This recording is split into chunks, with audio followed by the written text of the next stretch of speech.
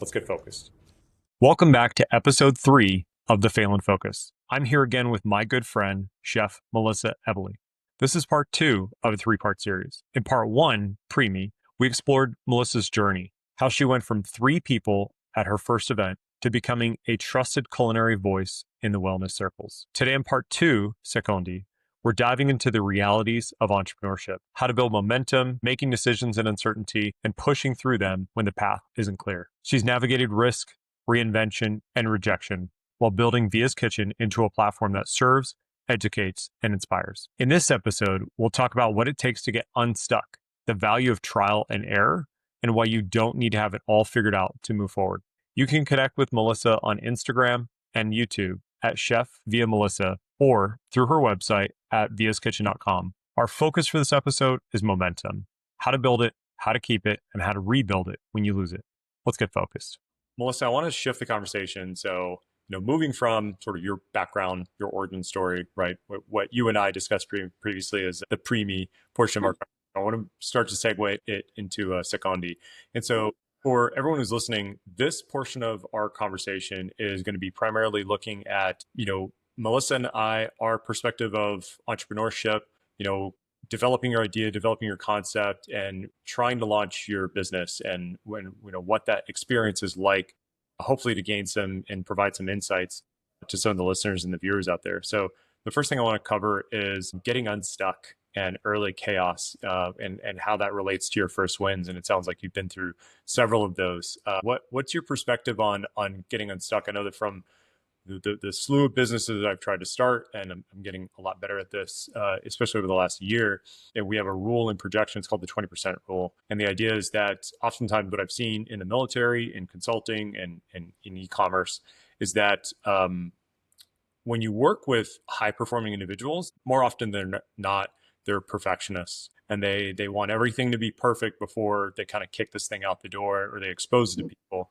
And so the 20% rule of projection is that if you have an idea, if you have a product, if you have something that you want to develop, the goal is that if you can get it to 20%, start circulating it to the team, start bringing it up, and we'll do group exercises and kind of float it and brainstormings or whatnot. And then there is a tipping point, and I'll relate this afterwards to entrepreneurship and starting your business.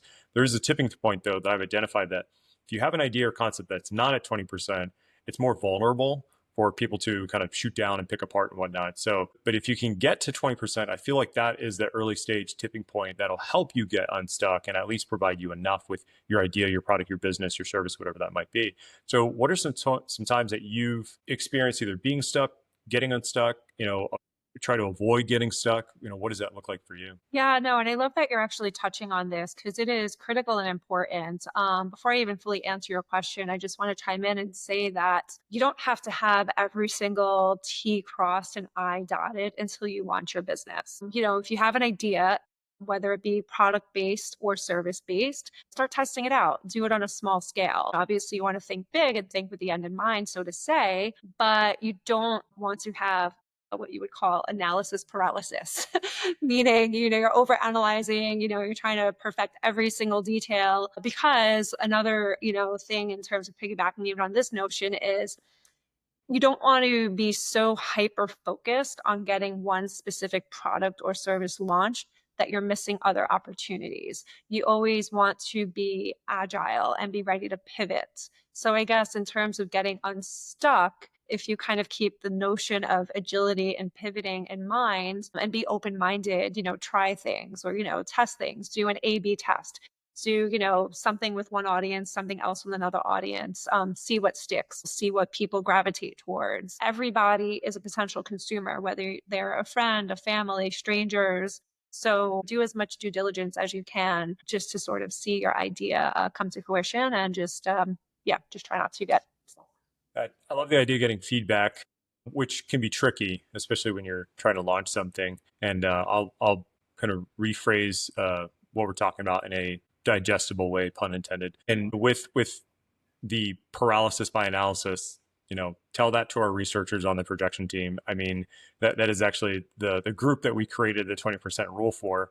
There is a point of diminishing return with research and with information gathering. Now, obviously, do your due diligence, but What I like to tell the team is that we have no idea how this is going to do until we launch it. So we actually launch around 60 to 80%, whether it's a post, a product, a video, a new cultural shift, a new role that we're testing out, whatever that might be. We typically launch around 60%. We're testing in 60, and then we've got it solidified by 80. But up until then, like you were saying, you were migrating from 20% to that 60% mark, and we do these small tests. Once you're at 20% with a product, we like to circulate it within a small a group, a pod. And so we'll get feedback from maybe 2 or 3 people that are in line with what that product is. So typically, I mean, it is confirmation bias, I guess, to a certain extent, but people that can give you positive feedback with it and also help you restructure it and get from 20% to 40%. And then once you're at 40, you circulate it to a larger organization, maybe an entire team, and then that'll help you solidify it more. And so what we essentially do is we're segmenting and breaking down what you're saying with that feedback in an incremental way. We don't want to take something that's 20% and then launch it to the entire company because there's a lot of lost context, lost in translation there. And so it's almost similar to the culinary experience, right? When you're experimenting with food, you don't want to test something and then cater a party and get feedback that way. Yep. You want to kind of share it with friends and family first, get some feedback there, people that have your best interest in mind that are going to shoot you straight with the direction that you're going. Also people that they understand you, they understand what you create, why you create it, your past experience, that they can give you feedback that's actually valid. I think that that's a crucial part of the process is continue to get feedback. And so going back to your point of exposure, there is a tempering that you go through as an entrepreneur where you build up this skill of, at this point now I crave feedback. I feel like, at projection, I don't get feedback enough from the team because feedback is really, it's almost like your compass and it helps guide you in, am I in the right direction? How is this landing? What is everyone experiencing? Does this make sense? Is there a better way to do it? Does anybody have any ideas that can improve this? So yeah, I could definitely see it relating to the culinary aspect of it. Going back to feedback, I think the other thing to hit on is really understanding when you do seek feedback ideally, or when you get feedback, trying to decipher the valuable feedback from the noise, right? So, I mean, in any restaurant, you're going to get a 1-star review. Some people give 1-star reviews because they love giving 1-star reviews. They're just very opinionated.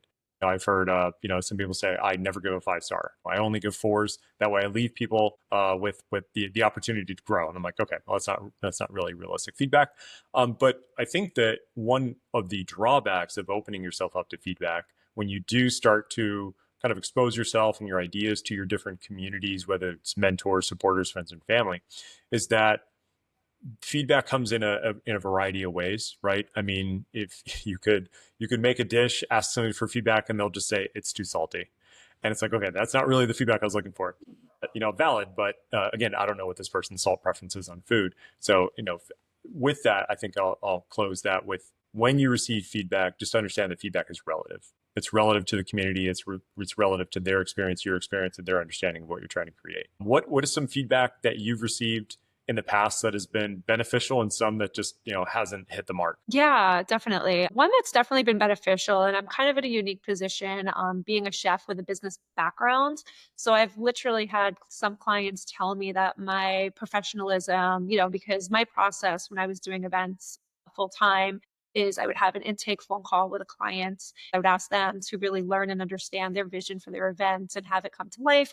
Also, emphasizing how everything I was doing for a client was customized. Then I would send them a proper, appropriate proposal, giving different price points and breakdowns and menu options and suggestions based on the feedback that I got from that intake phone call. Then the next step from there would be finalizing menus with them and or getting the deposit, depending if they wanted menu assistance or just wanted to send me what they wanted. And then, being in constant communication until the day of executing the event, and just professionalism all throughout. With that whole process, as opposed to other chefs, no knocks to them, that just know how to cook, and there's some excellent, great chefs out there, but they just don't have that business background. And that is one thing that definitely helps me to stick out above the rest in terms of good feedback. Fortunately, I'm not going to obviously toot my own horn. I did not get much bad feedback.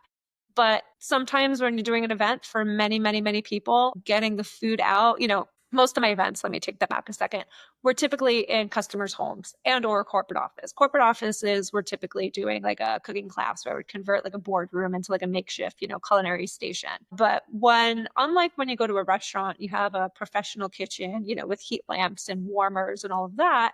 Versus you're in somebody's home that you're lucky if they maybe have one warming drawer that can hold 2 to 4 dishes. There's no heat lamps there, and you're staging 10, 20, 30 dishes, trying to get them all out at the same time, looking artfully pretty but also keeping them hot. So there were a handful of times where the dishes were not piping hot, lukewarm at best. I mean, they were never ice cold.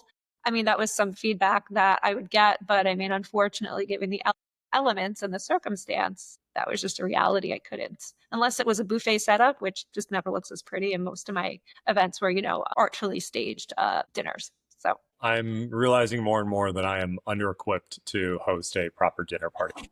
Yeah, I have a microwave. That's about as much as we're going to get here. With that, I love that with your approach, you have integrated feedback into your process, which I think is important. And it's crucial, especially if you're looking at developing, right? If you're not interested in developing your product or service or making it better, then throw it out the window and just kind of push out whatever you have. But as my experience with entrepreneurship, especially regarding e-commerce, when I was in e-commerce onboarding specialist for a consulting company that we worked in the Amazon marketplace, is just doing that, right? Establishing a process. So number one, having a process is phenomenal for delivering your product and your service. And then when you're looking at that process, integrating these points of feedback along the way, to just kind of check in with the customer, check in with the client. Is everything okay? Does this make sense? Do you need to make any changes? To where you're almost getting micro feedback along the way, so that you're not waiting until, like you were saying, the end of the event or a week after the event to try to get feedback, and then all they can think about are the poor experiences that happened. Yeah, half the food was cold. And then going back to what we talked about previously with, feedback is relative. So in some cases, just getting the food out on time is a win. And it being, the right portions and flavorful and everything else. Temperature is one of those variables that we might not be able to control. And so looking at your product and your service with that regard of like, can we just get this served? And again, I love that we use the mission management method at projection, because we look at it, it's like, okay, is this stuck in warming? Is it stuck in the past? Can we get this thing served out now? And just back to the teams that they have a product, well, it's not really done yet. It's like, yeah, but marketing needs this now to push the content, or HR needs this now because we have onboarding coming up. So yeah, I think that there's a lot of value in creating some sort of process for you to receive feedback in those, and iteratively along the way. So that's really smart. With that, let's talk. actually, one thing I'm just going to touch on before you go to the next thing. Yeah, please. We'll say some of the best feedback, not to toot my own horn, but I'm kind of going to toot my own horn here. So I've had some really high profile clients that have eaten at some of the best steakhouses literally all over the world. And I had a few clients comment how the filet mignon that me and my staff would prepare was literally some of the best filet mignon that they've ever had. So that was amazing feedback to hear as well. Yeah, I mean, I would imagine you don't end up on Dr. Oz having gotten lots of negative feedback along the way. Yeah, going back to feedback is relative, right? Your neighbor that burns every hamburger on his barbecue saying the steak was phenomenal is relative to the person that might have the exposure and the weight of their feedback, I would say, varies as well. Going into transitioning into wins, so talk to me about some of your first wins that you experienced, and and this will transition into knowing that you're on the right path. But talk to me about some of the first wins that you experienced, because even not all feedback is negative, right? There's positive forms of feedback as well. I call that market validation for a slew of reasons. Getting that validation, like we talked about, having those small wins, almost like if you're a bowling ball and you got the rails up, those wins are keeping you on that path. Talk to me about some of the small wins that you might have experienced early on that kept you moving, or kept you heading in a specific direction. Absolutely. And yeah, definitely those were so critical, especially to the earlier days. So I would say certainly, my second event, my public facing event that sold out, that was a huge win and plus for me. And I believe it was actually from that event or one that I did right after that is when I started to get requests for dinner parties and catered events in people's homes. So originally, my business was public events, and then it sort of segued and pivoted into in-home private events because that's sort of where the demand was and where the wind was taking me, so to say. And that was kind of the crux. But then when I started to also get some partnerships with some companies like Deloitte and Touche in their Midtown Manhattan office. I had regular cooking classes that I would execute, and I had a couple of other corporate clients. So that was another win and confirmation. There is a app slash website that I used that I landed a lot of clients from and I grew my business called thumbtack.com. So anybody that is a service-based business or industry today can still use thumbtack.com to grow your business. And the win there was so every 6 months they would do an evaluation. If you had positive reviews, a lot of bookings and wins through the app, you got to be considered a top pro. And at one point, I was a top pro, I think 3 or 4 years in a row when I was actively using the app. And at one point in my tenureship of using that app, I was actually asked to cater an event that they were doing in Manhattan for all of the top pros to get together, which was a great, accolade and confirmation that I was doing something right. Yeah, I don't know which intern put those pieces together of like, let's just take the top chef pro and have her cater to the event. That's brilliant. Yeah, I can think back to pre-COVID. I launched an Airbnb business out in Las Vegas and had the I think it was superhost rating, and it really is validating to be a superhost, and it takes work to really create a successful experience. There are a slew of things. I think we'll do a podcast on Airbnb horror stories, pros and cons in the future, but having that superhost rating is validating, and it does it does say something about the experience that you're able to generate. And so it's interesting that you brought up using Thumbtack as an app. I think most people, they think that having a business or a service, you got to DIY it, you got to bootstrap everything. It's like, I mean, nowadays I tell my team all the time, man, I wish half this tech existed 10 years ago when I was launching my previous businesses. Now I look at business, I'm like, it is so much easier nowadays to be able to launch and actively grow and scale things. I want to transition the conversation into the second topic for our Secondi portion again. So what the emphasis here today for Secondi is, we're really trying to focus on feedback and guidance and advice for young entrepreneurs, right? Anybody who's looking to start a business, regardless of where they're at in their career.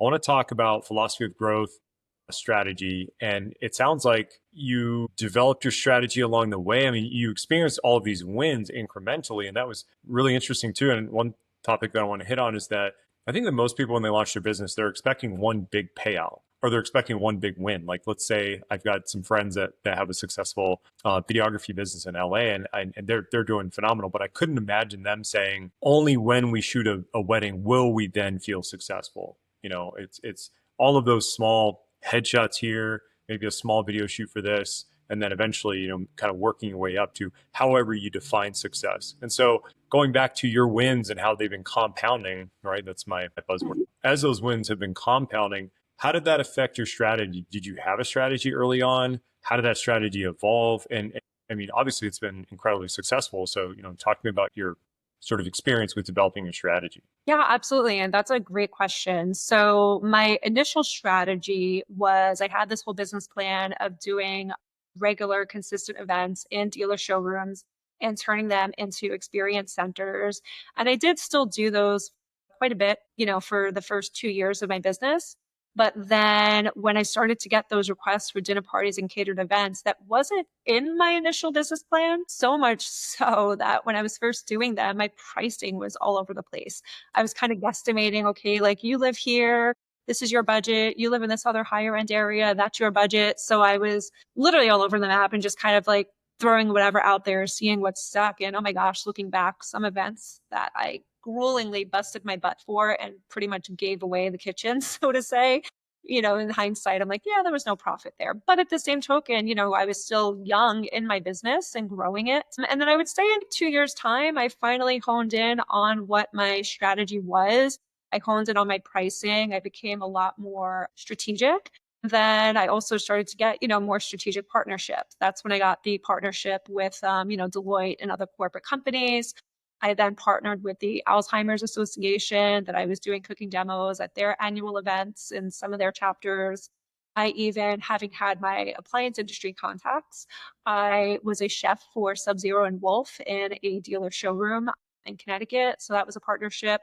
I was also doing cooking demos for Lynx, another distributor in the Northeast called Eastern Marketing, who is distributing Aga ranges at the time. They have their own brand of grills called XO. So just all these like different partnerships. Another partnership, actually, I'm still actually have this one today called Chefluencer, which is the building decarbonization. So I am an induction expert across the country where I've done cooking demos to policymakers all over the country, educating them on induction.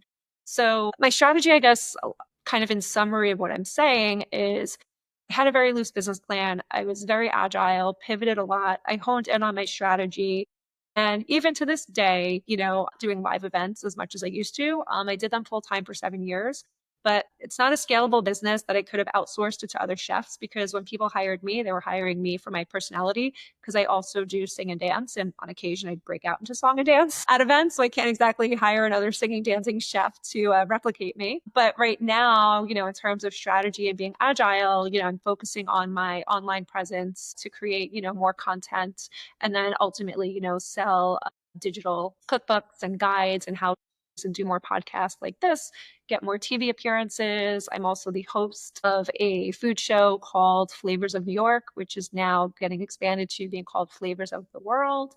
So I feel like I'm kind of veering off course with this, but I guess it still ties into, strategy and then constantly, adapting what that strategy is because times change too. You might have a business model that you start now, but, with AI or technology changes, what have you, you also have to constantly evolve your strategy and how you go to market to stay relevant and timely. It's quite the evolution, and I feel sorry for whoever has to write your biography. And I think you need a website's not enough. I think you need a Wikipedia page at this point in your career. And yeah, going back to strategy versus planning and how it evolves, right? That's the idea of having a strategy is that you don't have to stick to whatever you committed to initially, and that's the importance of having a strategy on top of a plan. I think that most people, they either just have a strategy and they never get anything done, or they just have a plan and they don't allow for the flexibility of growing and taking it on other opportunities because it doesn't fit inside of the box of whatever their plan is. And so I can relate to what you're talking about with running around different events and different pricings. When I was a personal trainer in LA, I mean, I would wake up at 3:30 to be in Beverly Hills training a client at, because they're, are some of the successful people. They go to work really early. So we're training at 4:30. And then I'm driving across town over to Hollywood to train my other client at 6:30. And then, driving to the gym after that. And you have to kind of test and trial and error and figure out who do I charge what and what are all the different variables from your client's economic factor. Is it in-home training? Do I have to bring equipment? Are we meeting at a gym? What time of the day is it? What is my commute like? And I can relate. There are some days that I'd have a client, I'm like, there's no way I'm making money out of this. This is like just from a time perspective. And then going back to what I'm really learning and understanding more is that your success as a chef has really been it really sort of those seeds were planted early on in your sort of culinary equipment days. I mean, you keep bringing that up, and it's making more and more sense of like, wow, no wonder somebody can be successful because you're essentially like an equipment expert at that point, and you understand the equipment that you're working with. You're a technical expert essentially, and then from there you just add the artistry to it, and you can leverage not only the equipment and its capabilities, but the brands that are associated with it and the strategy, the upside of the strategy. So, in projection and with my coaching and consulting, number one, you have to have a plan. Absolutely. Like, what are the goals that we want to hit? What do you have to create? And then along with that, the strategy kind of encapsulates that in a way, and it gives you some freedom to shift and chase at different opportunities, but it keeps you within bounds, I would say, right? So you obviously you have a strategy for playing some sort of sports game on the field. The goal is not to go out of bounds, but that's what the bounds are for, is to keep you on the field.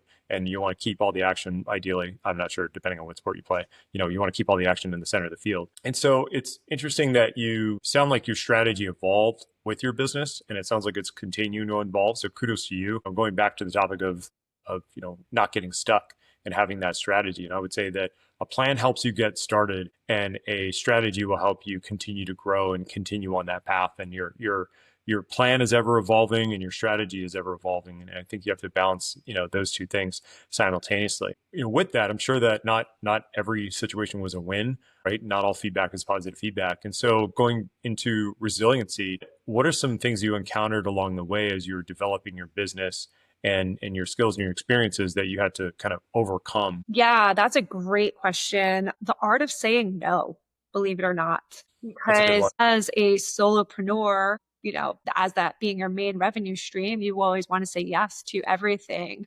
But at one point in running my business, I was not only doing events, but I had 3 to 4 families that I was meal prepping for. And that scheduling wise would mean I was shopping all day Sunday, prepping Monday, Tuesday, Wednesday for said meal prep clients, then shopping Wednesday/Thursday to execute events, whether they be on Thursday, Friday, or Saturday. And I was literally working 7 days a week with no break, and it was not sustainable. So it got to a point where I literally had to make a decision. Am I a meal prep chef or am I an event chef? Because as great as it is making all that money, it just wasn't realistic. But then even in terms of, some partnerships, not all partnerships make sense. So again, I had to literally, I guess, going back to strategy and think, okay, does this make sense or does it not? And if not, saying no as a business owner is a scary thing sometimes, but it's also powerful as well because you're not desperate. You also have to have integrity and be true to yourself and what's realistic. Yeah, and I think early on, you learn how to say no. It's another skill that you develop, right? I mean, oftentimes as an entrepreneur, we're pushed to say yes to everything, and you want to chase as much opportunity as possible. But going back to having a plan and a strategy, that kind of is your filter of is this going to move the business forward? Is this a developmental opportunity or a partnership opportunity that's going to be mutually beneficial, or is this kind of a side quest? Along this journey that we're on, where I don't think that this is going to go anywhere. And I think that it's a skill that you develop where you try certain things out. And I was actually just consulting someone recently about launching a non-for-profit. One of the pieces of advice that I gave them, and we're launching a non-for-profit. It's phenomenal. We're talking impact. They're already doing it. We're just trying to solidify everything and get them up and running. And they're really, really excited. And the last piece of advice that I gave them was, one thing that I want to leave you with before we launch this thing is I want you to start thinking of what your backstop is. What is that point that you have to reassess and say, okay, this is getting out of hand. This isn't moving in the direction that I want. Whether it's how many hours a day are you going to put in? How many hours a week are you going to put in? It's going to affect your marriage. It's going to affect your personal relationships, your relationship with your family. There's kind of a running joke and projection that, I talk to my family on Saturday. I talk to my brothers, and on Sunday, I talk to my mom, and the rest of the time I'm not available. And so, I've luckily created some balance there, but I think oftentimes entrepreneurs, they think that they have to go all in with it. And then that leads to burnout, which we'll get into with transitioning into Dolce. So experiencing and going through your resiliency, that's just it, right? As you're an entrepreneur and you're developing your skills to say no, you're becoming more resilient also to your own personal self-doubt of having to second guess, am I making the wrong decision? And luckily at Projection, we're able to make those decisions faster, right? Should we hire this person? Should we terminate this person? Should we accept this client, or do we have to turn this client down? And that is like one of the the most difficult things to do, is to basically tell somebody that you've been working with or that you've began consulting, I don't think that it's a good fit or that it's sustainable for us to continue to work together. And going back to the original part of our conversation, you're going to have to do that with friends, family, your community, people that you've partnered with in the past, that, if you are on the right path and you continue to grow, you may outgrow a lot of those relationships, those client relationships, those partner relationships, and as well as, like you're saying, dropping meal service or meal prep as a service, which is unfortunate to hear. I was hoping to get a meal prep out of this, but you're going to have to walk away from offering certain services too that you might actually find fulfilling in order for you to continue to grow the business. Thanks for tuning in to the Phelan Focus. If today's episode sparked new ideas or inspired action, please leave a comment, subscribe, or review on your favorite platform. Connect with us on LinkedIn, Instagram, and X at The Phelan Focus, or visit our website for more resources at thephelanfocus.com. Keep an eye out for new episodes wherever you get your favorite podcast, and until next time, stay focused.